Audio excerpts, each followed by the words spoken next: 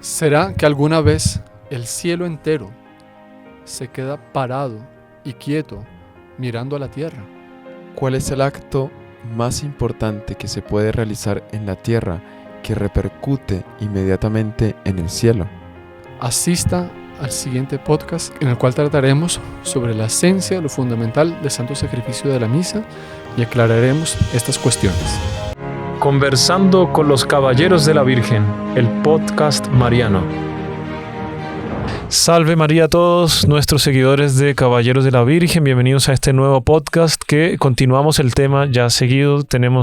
Hemos tenido 2 podcasts sobre la Santa Misa, una live sobre la Santa Misa, muchos temas se levantaron, muchas preguntas, cuestiones sobre este tema tan maravilloso de la Santa Misa, y tenemos nuevamente, aquí al Padre Mario Ayala. Salve María, Padre. Salve María, señor Cristian, y a todos ustedes que nos acompañan por medio de las redes sociales. Es una alegría, otra vez lo repito, estar aquí conversando al respecto de este tema tan trascendental que es el de la Santa Misa. Ya hemos recibido bastantes repercusiones del beneficio espiritual que han alcanzado algunos que han asistido a estos programas. Exacto, y el Padre Jorge Velázquez. Salve María, soy Cristian. Salve María, Salve María a todos. Aquí una vez más detrás de cámaras, ofreciendo. Delante. Sí, exactamente, delante de las cámaras. Pero bueno, deseando el mayor bien espiritual de todos y que podamos realmente valorar ese tesoro enorme que Dios nos ha dado por una iniciativa de Él, porque esto nació de Él directamente, que es la Santa Misa, y que todo esto nos sea para nuestra mayor unión con Él y amar y aprovechar este tesoro que nos dio. Exacto, los comentarios todos han sido positivos, la gente está muy contenta con lo que se está hablando para entender un poco más. No hemos podido tratar todo a profundidad porque esto sería agotar el tema. Tenemos que hacer un curso sobre la Santa Misa. Sí, eso es un tema para curso. Para curso, sí. No, y no estamos usando un lenguaje técnico, ¿no? Porque la idea es formarles y darles herramientas para asistir a la Santa Misa con mayor piedad, con mayor devoción y entendiendo qué es lo que se está asistiendo, ¿no? Porque ese es el punto, poder entender más para amar más y vivir realmente la renovación incruenta del sacrificio de la Santa Misa, del sacrificio del Calvario, disculpe.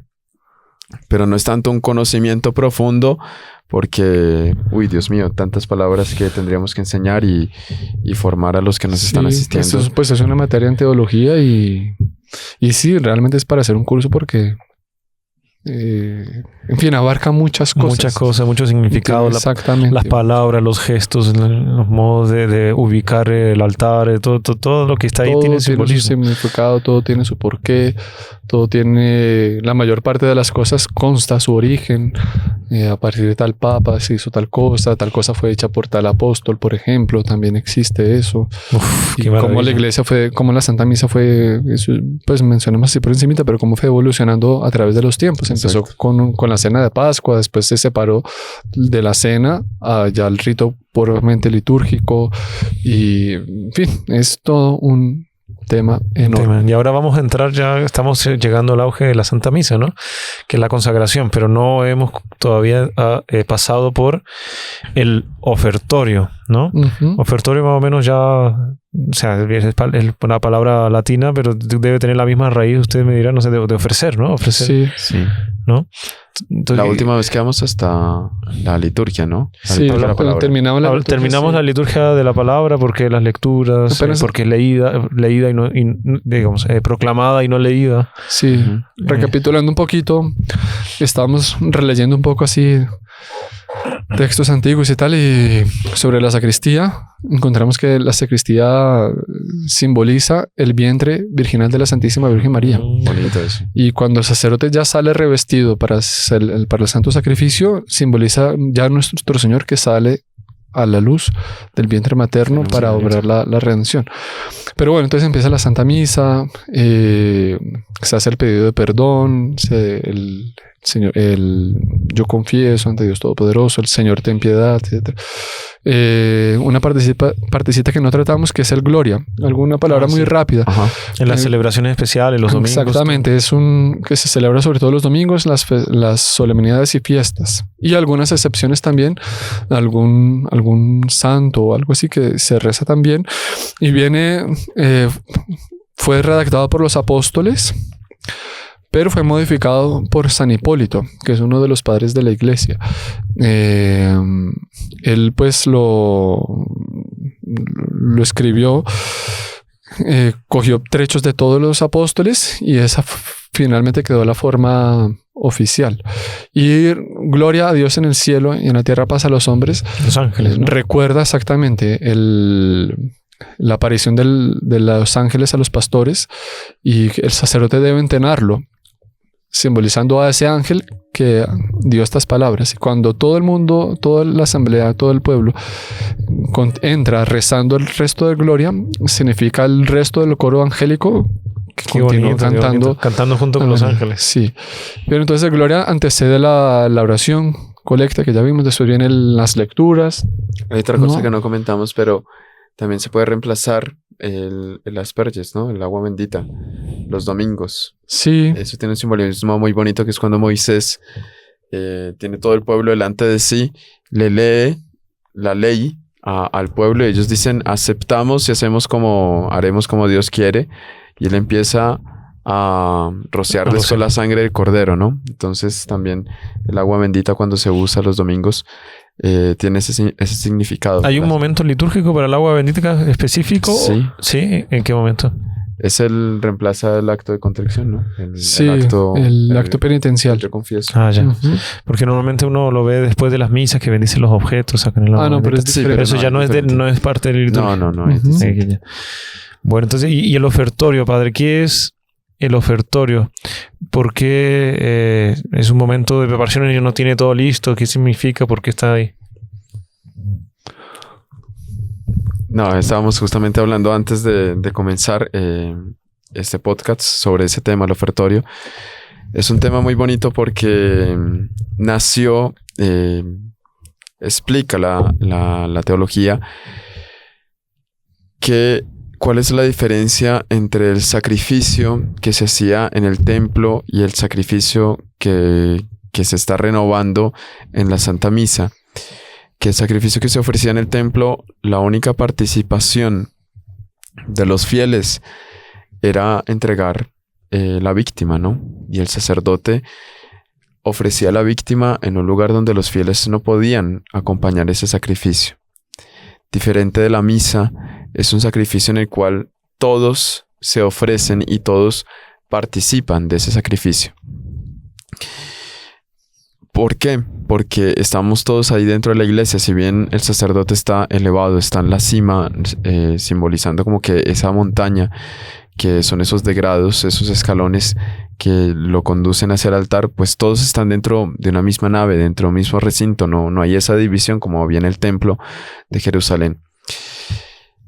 Y el simbolismo es porque antiguamente, en los primeros años de la iglesia, pues las personas llevaban y ofrecían sus dones en este momento de la misa para ayudar a la iglesia que pasaba por necesidad, es decir, a aquellos que no tenían se veían beneficiados por aquellos que tenían.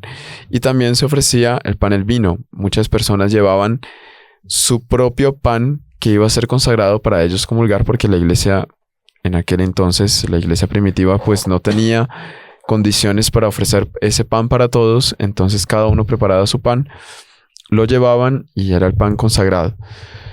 Solo que mucha gente empezó a llevar otros dones, y ya con la disciplina eclesiástica se determinó que el ofrecimiento fuese en ese momento solo el pan y el vino, que era propiamente la materia para el sacramento. Y la participación de los fieles quedó simbolizada en la ayuda, en la ofrenda que ellos hacen en el momento del ofertorio. Por eso se recoge la ofrenda en el momento del ofertorio, simbolizando esa participación de los fieles en el sacrificio de la Santa Misa. Es una forma de ofrecerse a sí mismo, ¿sí?, para este sacrificio. No solo este sacrificio a nuestro Señor que se está renovando, sino el sacrificio de sí mismo. Por eso la participación de los fieles en ese momento en el ofertorio. Interesante, padre. Bueno, hay un tema que yo quería preguntar, a ver si me lo aclaran. Bueno, primero, mucha gente puede saber, no sabe en qué momento es el ofertorio exactamente. Después del Evangelio, cuando es la preparación de las ofrendas. Sí. El sacerdote recibe el cáliz, abre el corporal sobre el altar, recibe el pan, recibe el vino y hace el ofrecimiento a Dios. A Dios. Él simbólicamente, digamos, recoge los ofrecimientos de todos, pero en ese momento se ofrece a Dios, pues principalmente aquello que va a ser el objeto propio de la consagración, que ya es el pan y el vino, que se van a transformar en el cuerpo y la sangre de nuestro Señor. Exacto. Y el agua también, porque hace parte desde los inicios de la iglesia, incluso desde el apóstol Santiago, tiene que haber agua, que es una cantidad mínima, que se pone una gotita normalmente. Sí, pone, ¿no? Generalmente una gota. Es bonito que la materia propiamente de ese sacramento es el pan y el vino, que ellos tienen que pasar por todo un proceso en el cual estos elementos son triturados. La uva es triturada para dar ese fruto, al igual que el trigo pasa por todo un proceso que, si tuviese vida, digamos, hace sufrir a este elemento para volverse materia propia, materia para este sacramento. Es bonito eso. Bonito, también sí. el aceite que se usa para los sacramentos, confirmación, pues, está bien triturado. El vino en la época de nuestro Señor, no sé actualmente cómo le dirán, pero lo que leí que era, los judíos le decían sangre de la vid. La sangre de la vid, porque en la vid dando su jugo, que lo aplastan y sale la sangre de la vid. Y la gotita, ¿qué significa? ¿Por qué tiene que haber una gotita o bueno, un poquito de agua en el vino? Sí, tiene un significado muy interesante. Por un lado significa la sangre, el agua que brotó también del costado de nuestro Señor. Al final, la linfa, mejor dicho, sangre y agua. Y también el sacrificio de los fieles, del hombre, de la iglesia, que se une al sacrificio de nuestro Señor Jesucristo. San Pablo dice: debo completar en mí lo que falta a la pasión de nuestro Señor y a la pasión de Cristo. Claro que el sacrificio de nuestro Señor en la cruz tiene un valor infinito y basta por sí solo. Pero de acuerdo a esto de San Pablo, y es lo que es la vida en este valle de lágrimas, Dios quiere que tengamos una participación en su sufrimiento, y porque el sufrimiento ayuda a conquistar muchas cosas, purifica muchas cosas. Entonces es como una gotica de agua en todo el vino, es simbolizando que nuestro sufrimiento pues es como muy insignificante comparado con el de nuestro Señor, pero que en todo caso ese sacrificio está y que lo queremos hacer. Entonces simboliza ese sufrimiento, que de sí la gotica pues es una cantidad tan pequeña que al entrar en vino pues ya deja de ser agua y pasa a ser naturalmente vino también. Hay otra pregunta que me regalaba. Que el doctor Plinio le gustaba comentar mucho que en el rito oriental, antes de llegar esa gota, el agua se calienta. Sí, el rito de los melquitas. Sí. El agua viene... Creo que todavía sigue haciéndolo, ¿no? Sí. Viene hirviendo. Y esa agua se coge así caliente y esa gotita entra así caliente en el cáliz, simbolizando que esa agua está también pasando por un sufrimiento, sí. El ardor por sufrir. Bueno, completando la primera pregunta que usted hizo del ofertorio, ¿en qué momento es? Ya. Sí. Entonces termina el evangelio, ahí viene la homilía y en ese momento es el ofertorio. En los días de solemnidades se reza también el credo, por ejemplo, todos los domingos y tal, después del evangelio. Sabemos que el credo fue compuesto por los apóstoles, pero también hay otro credo que basado en las afirmaciones de los apóstoles. De los padres de la iglesia. Exactamente. Es hecho contra las herejías y para defender la verdadera fe. El largo. Nació en el concilio de Nicea y que se completó en el concilio de Constantinopla. Que es, en fin, están todos los artículos de la fe. Y en el evangelio un detalle interesante, cuando es la misa solemne con incienso, van dos acólitos con cirios acompañando el evangelio. ¿Por qué dos y no uno o cuatro o más? Deben ser siempre dos, porque recuerda la enseñanza de nuestro Señor cuando convoca a los discípulos y los manda de 2 a 2 a anunciar el evangelio. Qué bonito. Sí. y con velas también simbolizando la creencia en aquello que está siendo proclamado. Y el fuego de entusiasmo, de fe. Exactamente. Apenas para rectificar lo del Gloria, apenas para dejar claro, porque hay confusión entre los nombres, son muy parecidos. Yo dije que fue San Hipólito el que lo compuso. San Hipólito es padre de la iglesia, pero él ayudó también en varias partes de la misa, pero no fue él, sino fue San Hilario de Poitiers, obispo en Francia, de los primeros padres de la iglesia, y fue él el que hizo la estructura del Gloria actual. Perfecto. Y tengo otra pregunta. Nosotros hablamos, porque como entramos en el ofertorio, yo he visto muchas veces gente que el ofertorio lo utiliza, bueno, cuando son piadosas, para rezar otras oraciones, no sé, un rosario, un librito de oraciones, etcétera, en la misa. Hablamos no vamos a decir eso del celular ni de otras cosas que ya dijimos que no es para distraerse, etcétera. Pero siendo una oración, por ejemplo, tan bonita como el rosario o una letanía a la Virgen o no sé qué, algún santo, se puede rezar durante la misa otra oración mientras el padre, porque el ofertorio es como un momento más pasivo. El que no lo entiende, porque ahorita estamos hablando que es un momento de ofrecerse. Sí, justamente no es pasivo, no es pasivo, debería ser activo, pero como uno no está hablando ni diciendo, algunos cantan, algunos no cantan, está tal vez saca el rosario o saca un librito de oraciones y reza, que se debe, se puede, no se puede, está prohibido. No, una cosa es en ese momento que está propiciando la oración.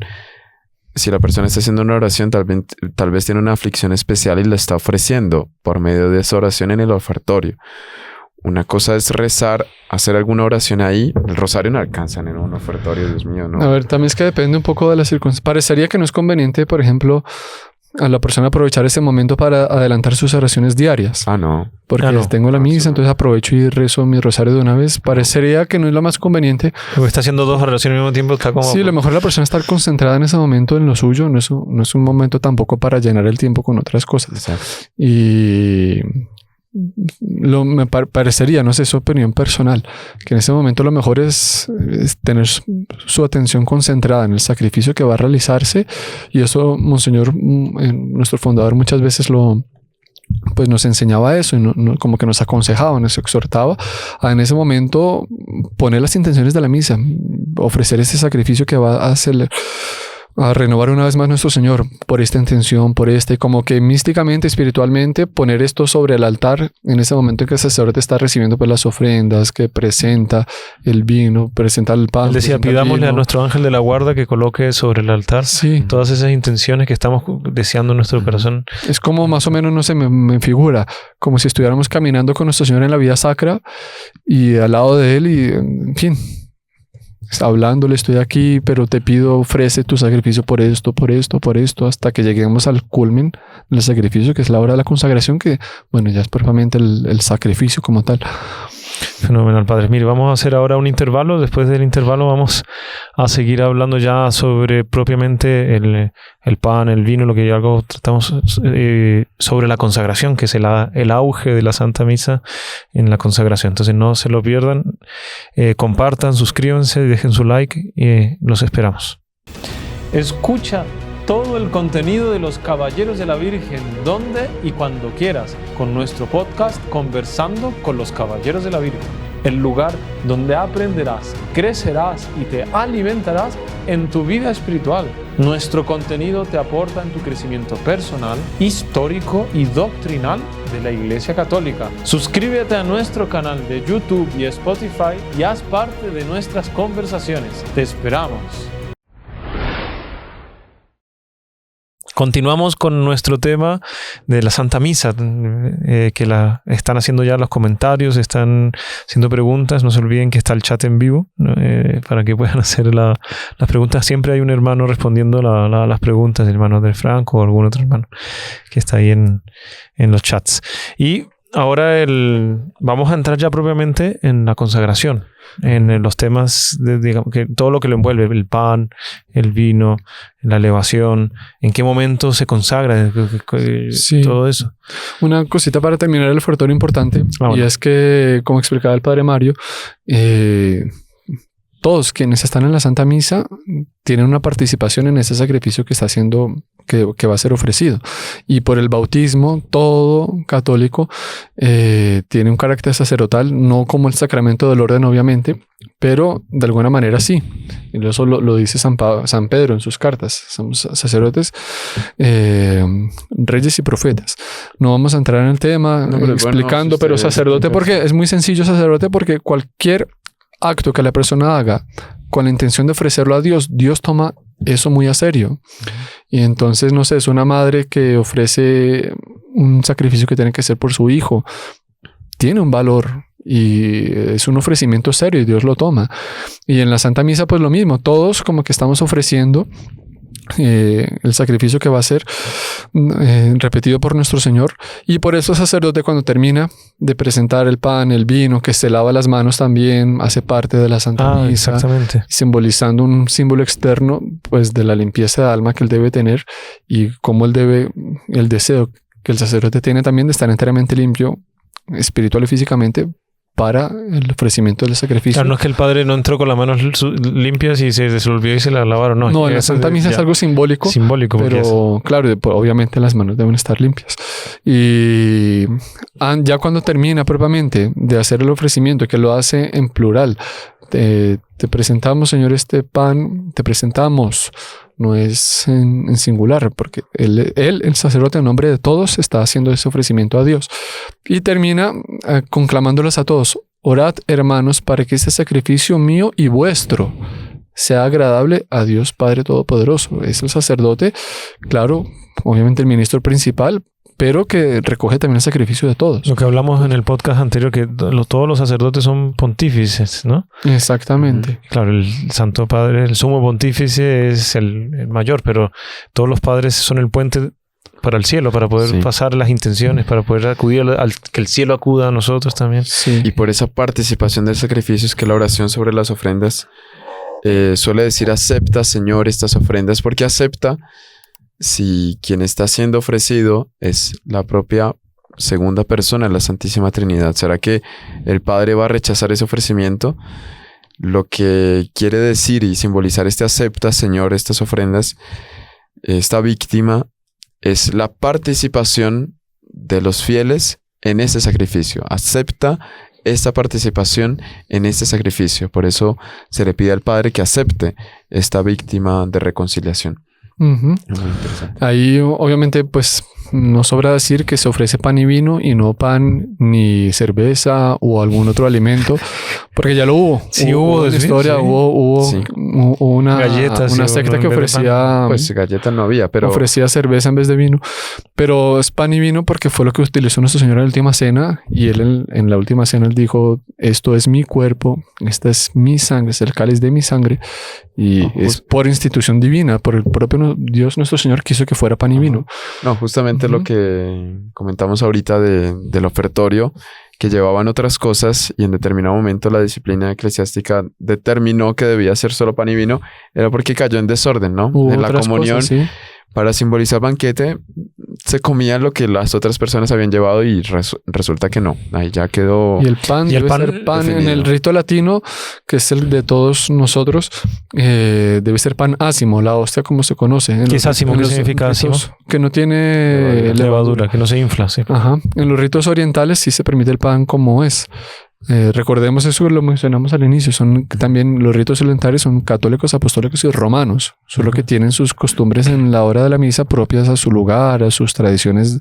Los coptos, de siglos, ¿no? Hay muchos coptos sirio-malabar que son en India, en Ucrania hay unos, en los ortodoxos, por ejemplo, existe el rito ortodoxo católico ruso, pero de comunión con Roma. En fin, son unos 14 más o menos que existen. Y el vino, otro tema, el vino, otro podcast, sí, eso es otro. El vino debe ser vino de fruto de la vid. O sea, no puede ser vino de manzana ni vino de durazno, tiene que ser de uva, y tiene sus características ya establecidas por el derecho canónico. No puede tener otra mezcla de otras cosas, no se le puede echar azúcar para que quede más. Puede ser jugo y no ser vino, jugo de uva y no vino. Puede ser. Pero ¿se acuerda? Tiene que ser fruto de la vid. Si ya hay alguna alteración, si ya se pasó, por ejemplo, el vino ya es vinagre o es demasiado dulcecito que es más bien jugo y no llegó a ser propiamente vino, ahí ya no... Bueno, pero se acuerda que una vez vimos en clase que si el padre era propenso a embriagarse, tenía esa debilidad, él tenía autorización de celebrar con jugo. O sea, con mosto, sí. Que no llega a ser propiamente jugo, pero...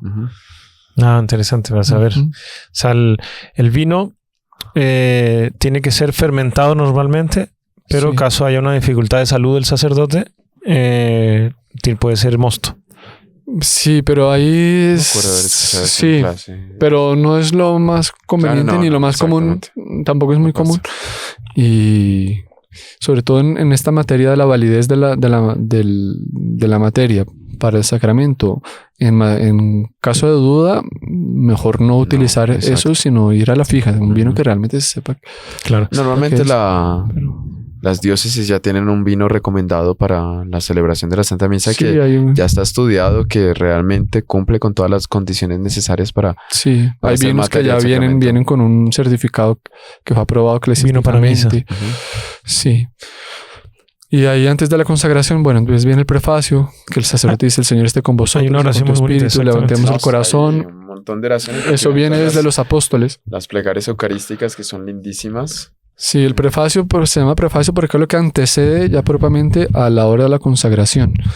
Que las palabras de la consagración vienen encajadas dentro de las plegarias eucarísticas. Que hay varias.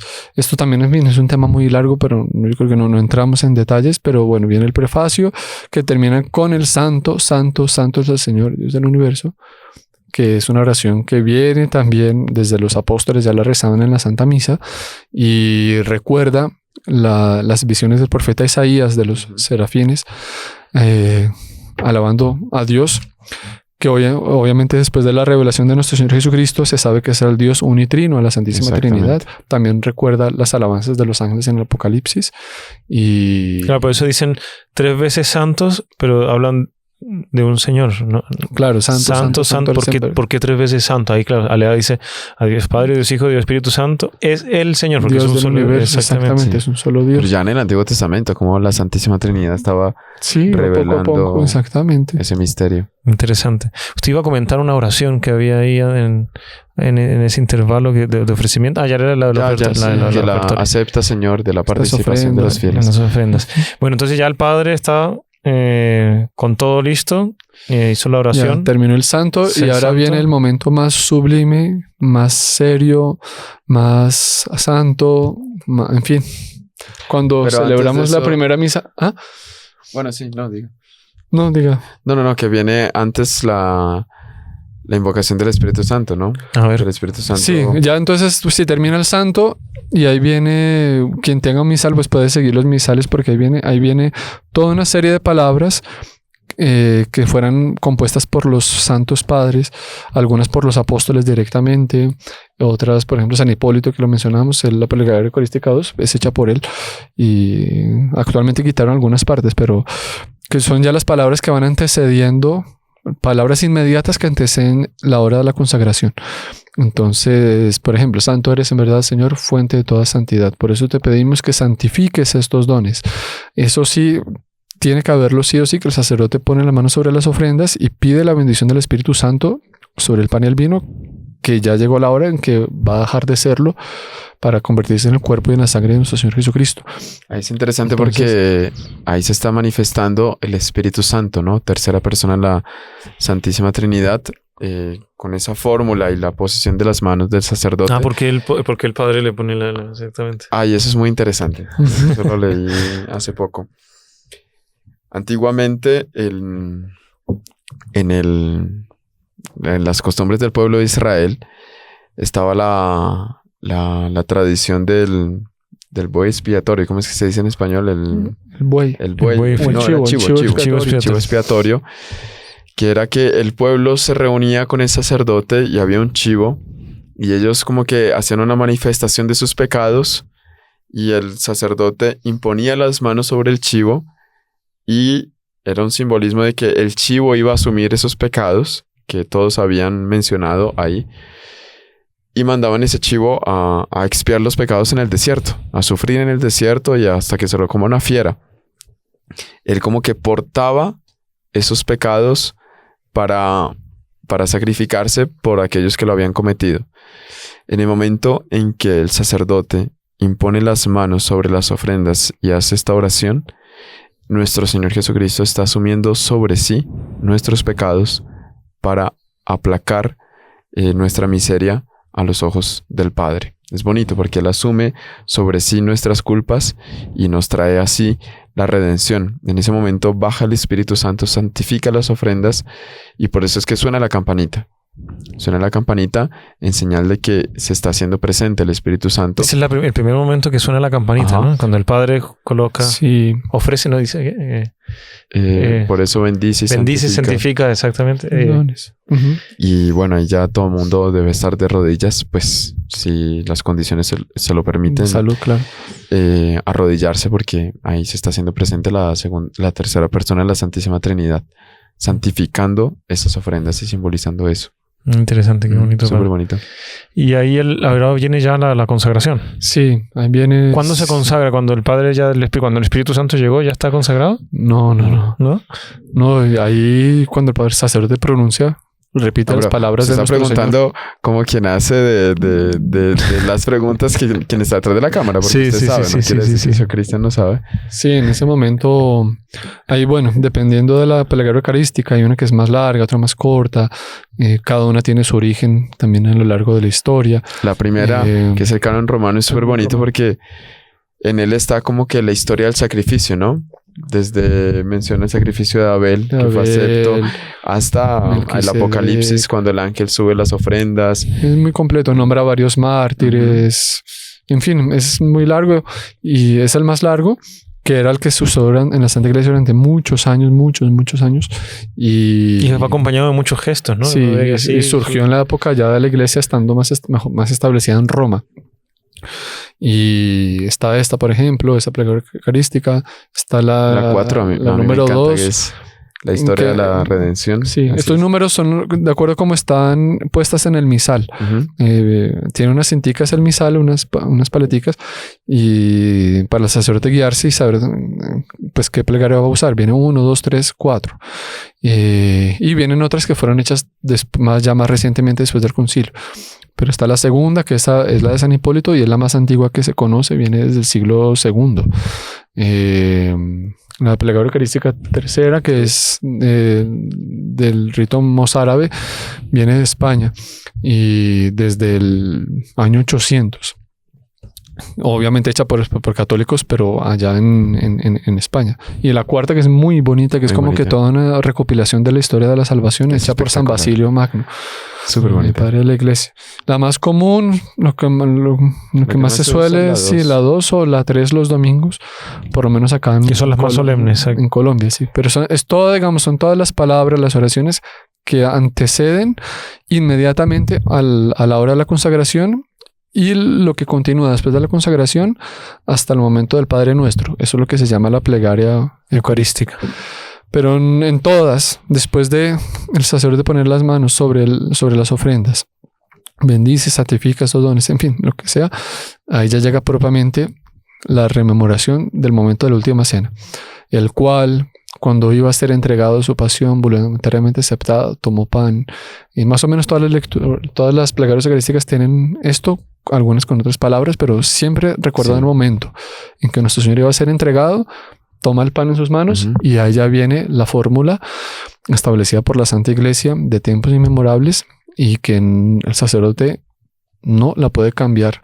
Si él consciente y voluntariamente cambia esa fórmula, comete un pecado gravísimo, es un pecado grave y además afecta la validez del sacramento. Sí, no hay consagración. No hay consagración, porque no está dando las palabras de nuestro Señor.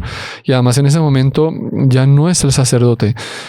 O sea, sí, pero es nuestro Señor Jesucristo a través del sacerdote que está hablando. Yo no puedo decir, Padre fulano, esto es mi cuerpo y mi sangre se convierte en el cuerpo de nuestro Señor Jesucristo. Ningún ser humano tiene poder para esto. Es ahí ya por el efecto del sacramento del orden, que es nuestro Señor Jesucristo a través del sacerdote quien dice, esto es mi cuerpo y esta es mi sangre. Y habla en presente, diciendo... Claro, por eso es nuestro Señor Jesucristo. Si el sacerdote dijera... tomó el pan y dijo, tomad y comed todos de él porque este es el cuerpo de Cristo.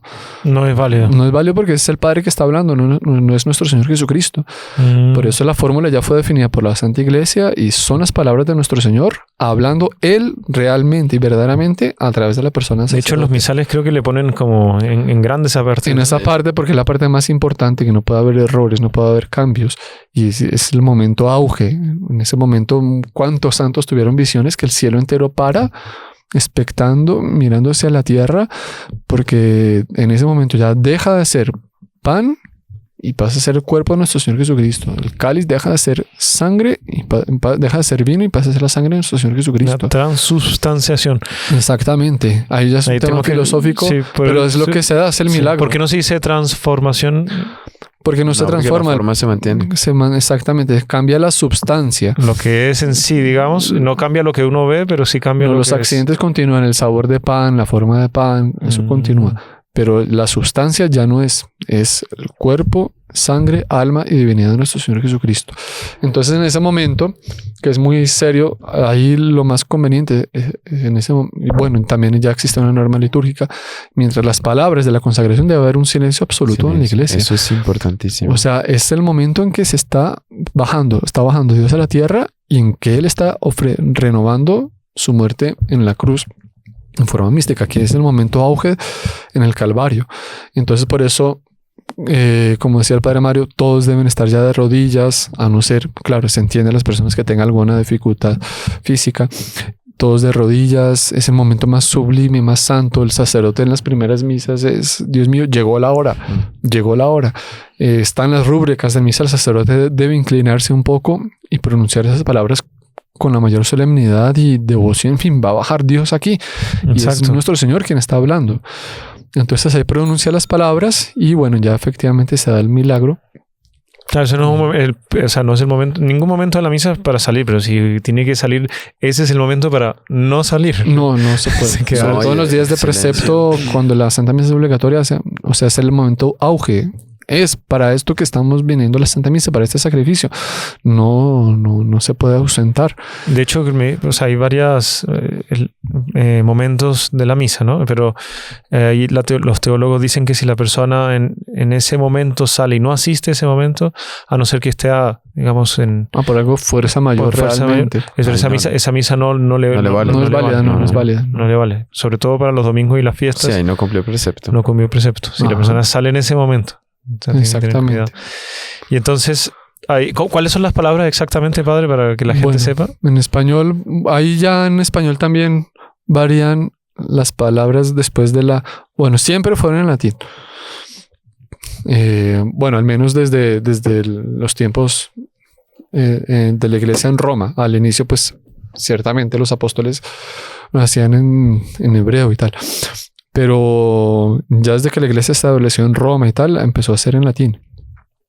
Y fue hasta después de la reforma del concilio, en el Concilio Vaticano II, poco después que vino la reforma de la misa, y ahí las traducciones de las Biblias, etcétera, etcétera, y ya empezó a celebrarse la misa en los idiomas vernáculos, ya en cada país. Y desde siempre se conservó una fórmula en español hasta hace algunos años, que en algunos países la cambiaron. En Colombia actualmente es así, la fórmula oficial aprobada por la Conferencia Episcopal y aprobada a su vez por Roma. Es tomad y comed todos de él, porque esto es mi cuerpo que será entregado por vosotros. En algunos países es tomen y coman todos de él. Ahí ya...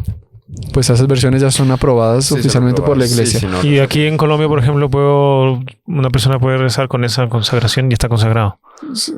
¿Aquí de otro lugar? Es que si llega, un padre, de El Salvador y allá y tiene... es una fórmula que es aprobada por la iglesia oficialmente.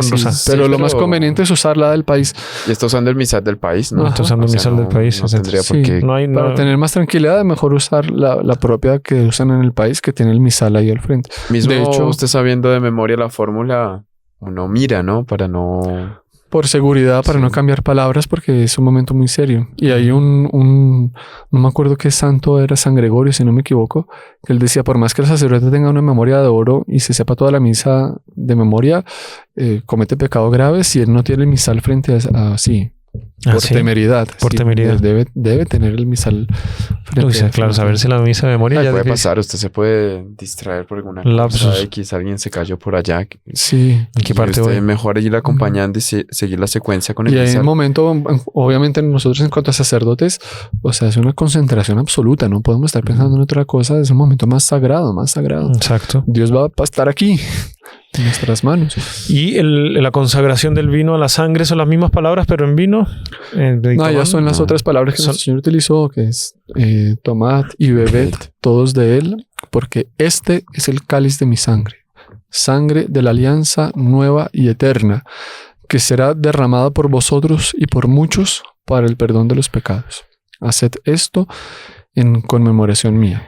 Estas palabras son, bueno, en todos los evangelios están las palabras de la consagración, si no me equivoco, excepto de San Juan. Pero en Corintios, San Pablo es el que da la fórmula como más exacta y es esa la que la iglesia tomó. Creo que es a los Corintios capítulo 11. Ese punto es importante, que la Santa Misa es una conmemoración del sacrificio, ¿no? Se está conmemorando. Y al mismo tiempo es un... ¿Qué es una conmemoración, padre? Porque una vez fuimos a un jardín infantil, lo cuento con paréntesis. ¿Qué pasa? Un padre. Pero no es un recuerdo, ¿no? No es un símbolo. Es algo real. Algo real, sí. Y el padre dijo, hoy estamos conmemorando la fiesta de la Virgen. Y un niño le preguntó, ¿y por qué hoy se comen moras? Conmemorar, un paréntesis, todo el mundo se rió. Pero bueno, ¿qué es exactamente, a qué se refiere la conmemoración de la Santa Misa? Pues tiene esa parte narrativa que recuerda la última cena, ¿sí? Propiamente ahí se está conmemorando en cuanto recordando lo que se dio en la última cena. Y en las palabras de la consagración pues ya son actuales. Ellas están realmente efectuando el sacrificio en ese momento, ¿ya? Porque hubo ya herejías que decían que no, la misa es simplemente un símbolo, es un recuerdo de lo que pasó. No es así, es el sacrificio real y verdadero. Y mucha gente sin derramamiento de sangre, mucha gente sin sacrificio de la cruz. Sin ser hereje, piensa eso. Por eso que estamos haciendo estos podcasts. Porque sí, pero ahí no es por maldad. No, es porque no aprendió, nadie le enseñó. La gente dice es un símbolo, ¿no? Me voy a comulgar y es un símbolo de Cristo. Ejemplo, hay gente que piensa que cuando va a comulgar en el cuerpo de Cristo dice amén. Es porque en ese momento ahí se hace el cuerpo. No, el cuerpo de Cristo se hace presente en la hora de la consagración. De la consagración. No. Exactamente. El amén es como para este es el cuerpo de Cristo. Si yo creo, para no decir toda esa frase, dice amén. Sí. Y también ya desde los apóstoles, San Pedro, en todos, ellos ya tomaban la hostia después de pronunciar las palabras de la consagración y la elevaban hasta cierta altura. Y la elevación también tiene su significado muy bonito. Cuando elevan la hostia, que ya no es más hostia, sino el cuerpo de nuestro Señor Jesucristo, simboliza el levantamiento de Él en la cruz, el momento en que Él fue erguido en la cruz. Y al momento de bajar, simboliza o recuerda cuando nuestro Señor fue depositado en los brazos de Nuestra Señora al bajarlo de la cruz. Exacto. Y el vino, que ya no es vino, sino la precisísima sangre, el elevarlo, simboliza también, bueno, ya a nuestro Señor Jesucristo entero crucificado, y el bajarlo en el momento en que es depositado en el sepulcro. Y este momento, pues claro, es el más... La elevación. Sí. Ahí es cuando... ¿Por qué surgió la elevación? Ahí en ese momento la elevación? Que pedir. Sí. Bueno, elevar por recordar la elevación en la cruz y bueno, a elevarlo ya después hasta cierta altura. Sí. Lo que pasa es que la misa antiguamente era... Sí, claro. Celebrada, el sacerdote daba las espaldas al público, porque el sacrificio de la misa no es ofrecido para el público, es ofrecido para Dios. Por eso es ofrecido por los fieles, por todos nosotros, pero es para Dios. Entonces por eso existía la fórmula en latín versus Deum, mirando hacia Dios. Después de la reforma del concilio cambió, entonces el sacerdote es mirando hacia los fieles. Hacia los fieles, pero ponen la cruz al frente para que el sacerdote recuerde que la misa es... Debe estar frente a la... Debe haber... Siempre en el altar una cruz recordando debe haber una cruz en el altar, claro. Pero entonces, ¿qué pasa? Como la misa era celebrada de espaldas al público, el sacerdote hacía la elevación, pero nadie veía las sagradas especies. Entonces fue bonito, fue por piedad de los fieles en la Edad Media que ellos pidieron a los sacerdotes si podía levantar un poco más la hostia para que ellos pudieran ver a nuestro Señor y adorar. Entonces el sacerdote ya elevaba más. Hoy en día ya la misa es hacia el público, pues ya no hay necesidad de elevar tanto porque todos están viendo. Claro. ¿Qué se hace en ese momento, Padre Mario, en la elevación? Que la gente adora, pero hace una oración, habla. No, eso lo dijimos en el primer podcast, que simboliza mucho lo que usted decía ahorita de hacer pedidos. Pedir en ese momento es muy apropiado, porque una vez que está simbolizando a nuestro Señor en la cruz, Él está de corazón abierto para atender nuestros pedidos, aquellos que más llegó la hora del sacrificio corazón supremo, o sea. Tanto es así que Él en esa hora ni le negó el paraíso al ladrón, ¿no? Él dijo, hoy mismo estarás conmigo en el paraíso. Entonces es muy conveniente que en ese momento se hagan esos pedidos más importantes. Bueno, el Santo Cura de Ars dice que todo lo que el sacerdote pide en ese momento, todo, desde que convenga para el bien de su alma y de la iglesia, todo le será concedido. Interesante. Pero bueno, ahí puede la gente entender de por qué, bueno, en los sacerdotes heraldos y otros sacerdotes también se demoran tanto en la elevación. O sea, que lo hacen lenta, solemne. Primero, porque ahí está colocándose los pedidos, las intenciones del sacerdote y de los fieles. No, y está elevando a un Dios. Está elevando a un Dios. Es algo es el momento de la crucifixión, el momento en que Él está expirando en la cruz. O sea, más que eso no hay. Estamos en ese momento en el Calvario. Yo escucho personas que rezando Señor mío y Dios mío. Eso está bien. Eso está bien, ¿no? Sí, lo que no está bien es que recen con el Padre las palabras de la consagración, ¿no? Incluso a mí me ha pasado, me distrae un poco, ¿no? Sí, porque no... O sea, durante la misa hay oraciones que deben ser rezadas por todos.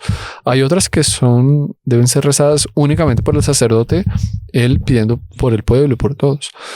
Pero es bonita esa oración que es de piedad popular y recuerda el acto de fe de Santo Tomás después de poner los dedos en la llaga, que confirmó que sí, en fin, creyó, y entonces él dijo, Señor mío y Dios mío. Es como un acto de fe que realmente creemos que Él está ahí.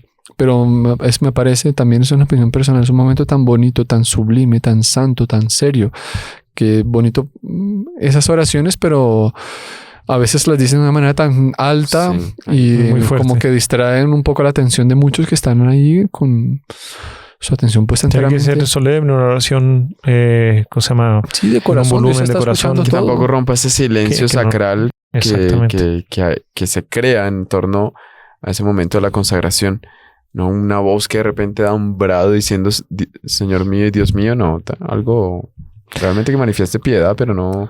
Claro. Tampoco llamar la atención sobre sí. A veces sí, lamentablemente a veces entra esa miseria humana, la persona quiere llamar la atención en ese momento. Y como decían muchos santos que tuvieron esas visiones, en ese momento el cielo está en un silencio completo, una expectación y una adoración. Nuestra Señora se hace presente de rodillas ahí para acompañar una vez más a nuestro Señor. En fin, es algo, el auge de la historia de la misa, la historia del universo, de lo que va a pasar un día, es ese sacrificio de la misa. Nuestro Señor vuelve a morir místicamente por nosotros. Ahí es donde, si la persona está con 1000 cosas en la cabeza, que tiene que solucionar esto, aquello, otro, en vez de empezar a buscar la solución, póngase en las manos de nuestro Señor. Claro. Y decir, sobre todo, primero pedir intenciones siempre muy, muy altas, muy elevadas, la santificación del mundo entero, la mía, las cosas. Si no va a pedir el carro ahí y todo, ¿no? Cosas más exactamente, espíritu, ¿no? Si tiene una dificultad familiar puede ponerla, pero siempre primero... O sea, no quita que pueda pedir otras cosas, pero me parece que en ese momento pidas lo principal, ¿no? Sí. Para la gloria de Dios y para el bien de su alma. Pedidos de alguien. Exactamente. De sí mismo. No, esa persona es imposible que se convierta, ¿no? Pídalo. Quiero vencer tal pecado y que tal persona se convierta, sí, en fin.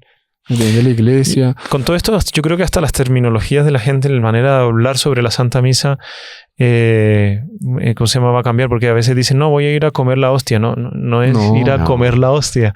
Por eso también en ese momento, bueno, debe haber un silencio completo, muy solemne. Si hay incienso, pues están de rodillas al frente de él incensando. Claro. O sea, es nuestro Señor en lo alto de la cruz. O sea, ¿qué más? Es algo muy, muy, muy santo, muy santo. Las personas también, esta materia de terminología, dicen, no, el padre hizo misa. Hizo misa, celebró la Santa Misa, conmemoró la Santa Misa. Hasta la misma manera de hablar, yo creo que los que están escuchando aquí este podcast van a ir como transformándose y van entendiendo el porqué, porque uno, si no saben... Y ahí hay unos detalles muy bonitos. Por ejemplo, el sacerdote pues acabó de consagrar y como tuvo pues ya la hostia en sus manos, es posible que hayan partículas pequeñitas.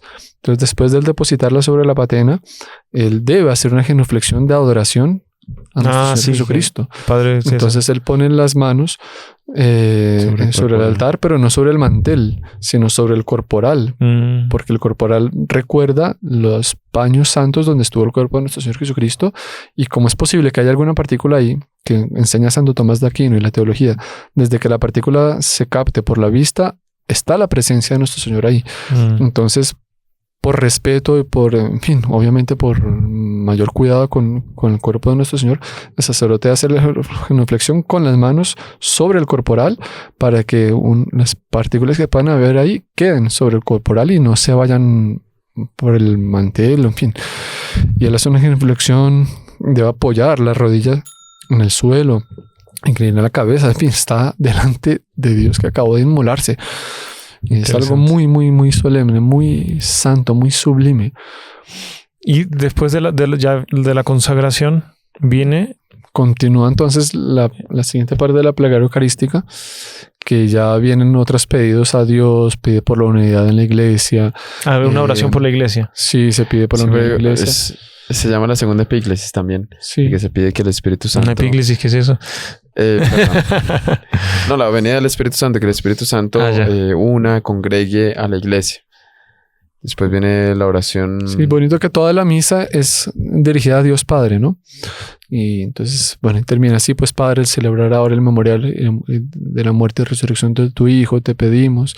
Entonces, en fin, no recuerdo en ese momento las palabras literales de todas las plegarias, pero se pide por todos, por la unidad de la iglesia, se pide por el sumo pontífice, por los obispos, por el obispo, por las almas del purgatorio, por los difuntos, exactamente.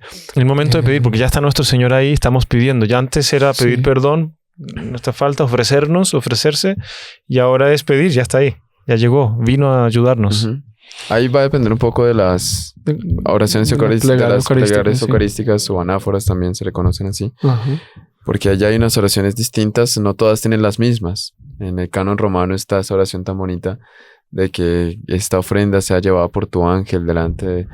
Eso es a mí me encanta, es súper bonita esa oración. Sí. Padre, se nos está acabando el tiempo.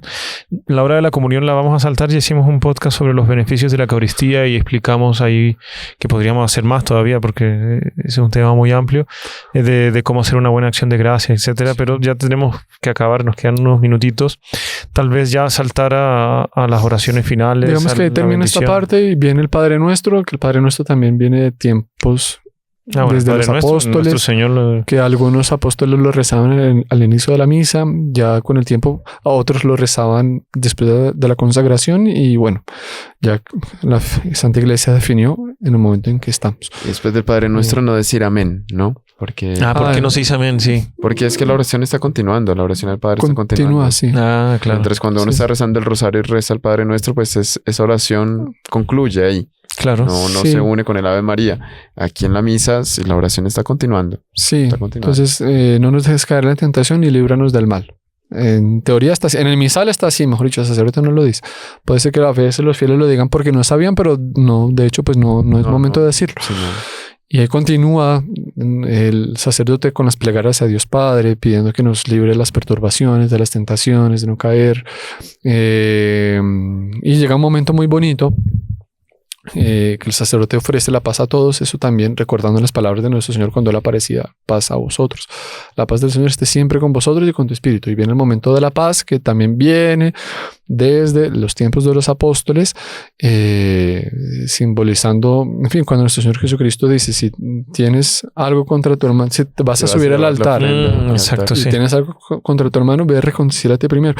Entonces, simbolizando eso, que la persona no tiene ningún orgullo, ningún capricho, ningún rencor, está perdonando a todos, pero es una cosa simbólica la paz. Durante un tiempo en la iglesia se suprimió porque ya había excesos de cosas. Lamentablemente hoy en día en algunos lugares también se ve que ya, en fin, abrazos, conversaciones, risitas.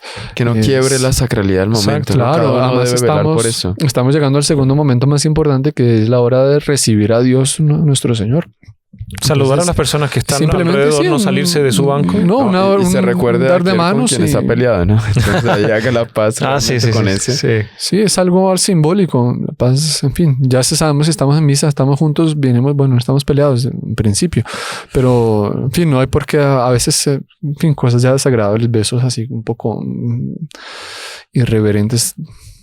Y mucho menos delante de la Santa Misa. El recogimiento. Sobre todo, exactamente, no olvidar que estamos en la Santa Misa, delante de nuestro Señor, que se inmoló, que está ahí presente y que estamos antecediendo la hora de comulgar. Es simplemente un gesto simbólico. Un gesto simbólico claro, que haya cambio de corazón, pero que el gesto físico es no es extravagante, digamos, salir de los parámetros. Corriendo al otro lado de la iglesia porque quedarse en ya lugares estaba mi primo, no. Sí, no, en fin, que se entiendan mutuamente, ahí no se van a pelear porque sí, no es necesario, o sea, no hace falta eso. Claro. Y el sacerdote, mientras tanto, él va fraccionando la hostia. ¿Por qué fracciona la hostia? En 3, recordando también a la Santísima Trinidad, y pone un trocito pequeño de la hostia en el vino. Eso ya lo hacía, por lo que consta en la historia, lo hacía el propio San Pedro. Y simboliza la resurrección. Sí. Exactamente, y la unión del cuerpo y de la sangre de nuestro Señor Jesucristo. El sacerdote hace una oración en silencio muy bonita, por la cual también él pide que antes de consagrar, de comulgar, que esté debidamente dispuesto, que esta como no sea un motivo para mi condenación eterna, sino por el contrario, para el beneficio de mi alma. Es muy bonito. Y ya él presenta entonces a todos: este es el Cordero de Dios, que mientras tanto van cantando Cordero de Dios, que quitas el pecado del mundo, ten piedad de nosotros. Nos saltamos la presentación de la víctima ya al final de la plegaria. Antes del Padre Nuestro, sí. Por Cristo, con él y en él. Que es la presentación al Padre ya propiamente de la víctima, ¿no? Del sacrificio ya. El sacrificio es consumado, de hecho, con la comunión del sacerdote. Pero en ese momento se presenta ya al Padre la víctima, que es la doxología, ¿no? Sí. Ahí cuando eso es antes del Padre Nuestro, no lo saltamos. Es muy fácil, que esto también es importante, que esa es una oración que debe decirla solamente el sacerdote, sí. no la dicen los fieles. Sí, es el sacerdote presentando a Dios por Cristo, con él y en él, a ti, Dios Padre omnipotente, en la unidad del Espíritu Santo, todo honor y toda gloria por los siglos de los siglos. Bonito que los fieles la acompañen, pero en su corazón. Por las normas litúrgicas es una oración que dice solamente el sacerdote en nombre de todos, ¿no? Pero ahí presenta, este es el Cordero de Dios, que fueron justamente las palabras de San Juan Bautista, ¿no? Que quita los pecados del mundo. Y después vienen las palabras bonitas del centurión romano: Señor, no soy digno de que entres en mi casa, pero una palabra tuya bastará para sanar. Y estamos intentando correr aquí, pero se nos acabó el tiempo. No sé si quiere dar unas como conclusiones o alguna cosa principal, un punto principal que haya faltado. Sigue faltando algo esencial después de eso. Pues ahora algo la muy bendición rápido, final. Algo muy rápido, que fue lo que el padre mencionó, que en el Antiguo Testamento, cuando se ofrecía el cordero, para que el sacrificio fuera completo, está en el libro de Deuteronomio, el sacerdote y todos los comensales deben comer todo al día siguiente, no debe haber, en fin, debe haberse consumido, simbolizando que el sacrificio se hizo por completo. Y por eso el comulgar es también recordando esto: se recibió a Dios nuestro Señor, que es un regalo de Dios para nosotros, poderlo recibir a Él. Pero de hecho participa más y plenamente en la misa quien comulga. El que no comulga, pues participó a medias, digamos. Por eso virtualmente no es válido, porque no se está comulgando. No. Y además tan importante cuántas cosas nuestro Señor dijo: quien no come mi carne y no bebe mi sangre no tendrá vida eterna. El que come mi carne y bebe mi sangre permanece en mí y yo en él. En fin, 1000 cosas. Mucha gente está asistiendo a las misas para escuchar los sermones, pero va a misa, pero la gente que ya dejó la misa para asistirla por internet, les recomendamos. No vale. No está cumpliendo precios. Estamos perdiendo. No va a misa y la ve por internet, no le vale. Y sobre todo que se está perdiendo todo esto que estamos hablando. Es una pérdida, sí. Y además, así como uno no come virtualmente, pues como quiere alimentar su alma. De hecho, hay enfermedades actuales que tienen que sacar a la gente que se metió tanto a internet y se vició tanto con internet que ni siquiera van a comer y tienen que, los psicólogos tienen que meterse en el chat para empezar a sacar a la persona del internet. Pero digamos, esta herramienta bien usada, pues mire todo el apostolado que hacemos. Sí, exacto. Claro. En el caso concreto, no, la misa hay que tener ir a la misa. Claro que la misa es un banquete del cual debemos participar y la participación es la comunión. Entonces, si no se comulgó, si no se está ahí presente. No, además es un deseo de Dios desde siempre. El tercer mandamiento, santificar las fiestas, dedicar una horita a la semana a ir al templo y alabar a Dios. Exacto. No, pero yo asisto, yo me hablo con Dios en mi casa, yo estoy bien. Sí, no, pues yo tengo acomodar la religión a su manera, pero no. No, hay que tener un poco de ir a buscar, este otro símbolo, ir a buscar a nuestro Señor, ir a buscar. Claro. Y es como, santidad. Ya sabemos que la Santa Misa es el sacrificio del Calvario. Es como yo tener la oportunidad de ir y estar a los pies de él en la cruz, acompañarlo y después recibirlo en comunión. O decir, no, yo asisto a su muerte desde televisión, de mi casa. No, pues claro. no, la verdad no. Y todo esto es la Santa Misa, por lo que ya vimos y estamos concluyendo. Bueno, los que también van a ver la live. No, cuando salga esto ya se la... Sí, pero ya la pueden ver, la live que ya salió. Pero... es en el fondo la historia y el fervor de la historia de la iglesia, de la sangre de nuestro Señor Jesucristo, todo con los apóstoles, con nuestro Señor, los apóstoles, los santos padres y las generaciones y generaciones de los frutos de la Santa Iglesia que nuestro Señor empieza a construir como base. Dice Pedro, tú eres piedra, sobre esta piedra edificaré mi iglesia. O sea, es una construcción que se está haciendo, son los frutos a lo largo de los siglos. Entonces, ese fervor que existimos en la misa es el fervor de la unión de la iglesia universal de toda la historia que pasó y que va a venir, ¿no? Y estamos participando en una cosa grandiosa, pidiendo a nuestro Señor, y no podemos perder eso. No. Y ya terminamos, llegamos al final, que es la comunión, que enseña la teología, que las sagradas especies permanecen en quien comulga alrededor de 10 minutos. Entonces no es conveniente a la persona comulgar, irse, sentarse, comenzar a conversar, a hablar, mirar el celular. Al menos 10 minutos en silencio, adorando a nuestro Señor, pidiéndole, en fin, lo que ya ustedes han hablado sobre la Sagrada Comunión. El que no lo vio, vea. Y hay también libritos de oraciones que ya vienen. Ahí sí puede sacar usted el librito de oración, pero es para justamente hacer una buena acción de gracia. Mientras tanto, el sacerdote purifica los vasos sagrados para que no queden los restos ahí del cuerpo y la sangre de nuestro Señor. Lo conveniente es que el sacerdote también haga su acción de gracias. Y termina con la oración después de la comunión, que se agradece a Dios por estas ofrendas y se le hace algún otro pedido, que esto nos aprovecha para la salvación eterna. En fin, ya depende de la oración del día y termina con la bendición final.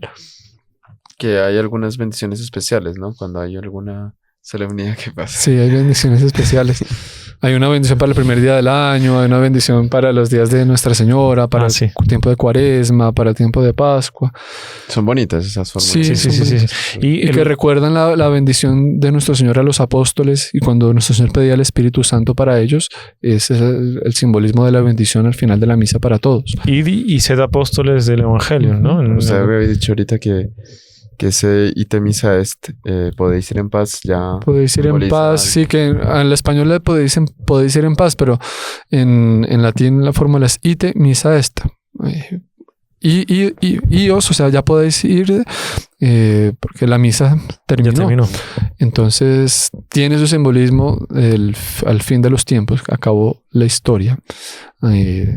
Y ya viene pues la hora del premio eterno, Apocalipsis, o el castigo eterno, la hora del juicio final. Y por eso el apagar las velas después de la misa tiene su simbolismo también. El sacrificio se consumó y como que ya llegó la hora final. Ahora es esperar el premio eterno, quienes lo recibieron, y bueno, Dios nos libre y guarde el castigo eterno. Exacto. Se acostumbra después de la misa a hacer una aclamación a Nuestra Señora. Claro, ella, porque es inseparable del sacrificio de la cruz, como tantos padres santos y muchos papas santos desearon y afirmaron que Nuestra Señora es corredentora. Entonces ella se recuerda a ella después de la misa, o se le canta una salve o se canta alguna música de ella. Es muy común, además aquí en Colombia, en todas las parroquias, siempre al final de la misa se canta una música a la Virgen, pues recordándola obviamente. Exacto, y por eso que ahora vamos a iniciar, después de este podcast, vamos a iniciar una serie de podcasts sobre la Santísima Virgen con el Padre Manuel Rodríguez. Y a partir de ese primer podcast ya empieza a salir en los canales oficiales de los consagrados y sigue en el canal de Caballeros de la Virgen. Entonces no se lo pierdan, no se olviden de suscribirse a nuestro canal, dejar su like y vamos, si los padres permiten, a todas las personas que asistieron a estos podcasts para poder aumentar su devoción en la Santa Misa, que los padres puedan celebrar las intenciones de la misa por cada uno de ellos para que puedan llegar a ese fin que nuestro Señor quiere y la Virgen quiere de cada uno de ellos. Es bonito, una de las recomendaciones que hacía muy en esa línea cuando estábamos ya recibiendo los últimos cursos antes de la ordenación, ya era sobre el sacramento de la confesión. Uno coloca mucho ahí en las misas, son los penitentes, aquellos que se confesaron y que uno es testigo de la lucha interior que hay en esas almas para practicar la virtud, para renunciar al pecado. Uno acostumbra mucho ponerlos en la Santa Misa. Sí. Mucho. Antes de confesar y después también. Bueno, padres, van a confesarse y por lo que yo no me he confesado con ustedes, pero le pido por favor que me pongan en la misa también. Y a todos los que están asistiendo aquí, si pueden algún padre rezar una Ave María y dar la bendición final entre los dos. Claro que sí. Entonces vamos a justamente a terminar esta serie de podcast sobre la Santa Misa. Así que podríamos hablar mucho más, pero... Sí. Estamos... Pero así como cuando se termina la misa se invoca a Nuestra Señora, terminemos, invocando a ella con esa oración tan bonita que es el Ave María. En el nombre del Padre, y del Hijo, y del Espíritu Santo. Amén. Dios te salve María, llena eres de gracia, el Señor es contigo. Bendita tú eres entre todas las mujeres, y bendito es el fruto de tu vientre, Jesús. Santa María, Madre de Dios, ruega por nosotros pecadores, ahora y en la hora de nuestra muerte. Amén. Sagrado corazón de Jesús, en vos confío. Dulce corazón de María, sed la salvación del alma mía. El Señor esté con vosotros. Y con tu espíritu. La bendición de Dios Todopoderoso, Padre, Hijo y Espíritu Santo, descienda sobre vosotros y os acompañe siempre. Amén. Salve María. Salve María.